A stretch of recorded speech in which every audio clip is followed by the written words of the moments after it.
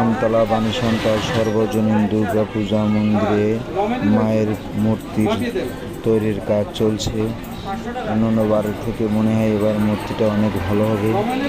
আপনারা সবাই আশীর্বাদ করবেন মূর্তিটা যেন দেখার মতো হয়, সবাই যেন দেখে আনন্দ পায়, তৃপ্তি পায়। পূজায় সবার নিমন্ত্রণ থাকলো আমতলা সর্বজনীন দুর্গা মন্দিরে। আপনারা আসবেন, পূজা দেখবেন।